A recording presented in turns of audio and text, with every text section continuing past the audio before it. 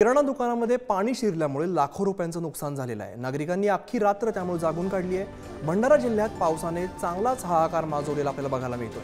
अनेकांच्या घरात यामुळे पाणी शिरलंय, तर किराणा दुकान आणि इतर जीवनावश्यक वस्तू या पुराच्या पाण्यामध्ये सापडलेले आहेत। पवनी तालुक्यातील आसगाव इकडे जनजीवन पूर्णपणे विस्कळीत झालेलं आहे। त्यामुळे अख्खी रात्र नागरिकांना छतावर बसून काढावी लागलेली आहे। तर किराणा दुकानात पाणी शिरल्यामुळे लाखो रुपयांचं नुकसान सुद्धा झालेलं आहे। याचा आढावा घेतला आमचे प्रतिनिधी अक्षय खोब्रागडे यांनी।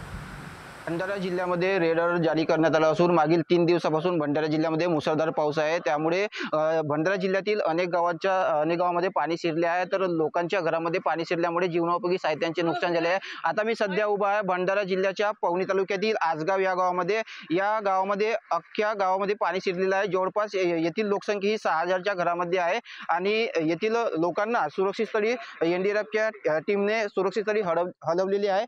आपल्यासोबत काही नागरिक आहेत, येथील गावकरी आहेत। आपण त्यांच्याकडून जाणून घेऊया कशा प्रकारचे त्यांच्या समस्यांना काय सामना करावा लागत आहे। तुमच्या गावामध्ये पाणी शिरलेलं काय सांगाल? एकंदरीत रात्री 9-10च्या सुमारास पावसाला सुरुवात झाली।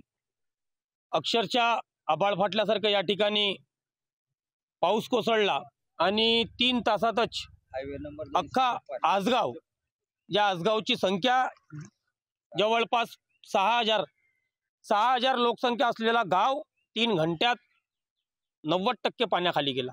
नक्कीच या गावामध्ये मागी कधी न येणारा पाऊस हा बरसला आहे आणि 100 वर्षानंतर या गावामध्ये पाणी शिरलेलं आहे। अख्खा गाव हा पाण्याखाली आलेला आहे। त्यामुळे नागरिकांची अक्षरशः पळापळ आणि धावाधाव सुरू आहे।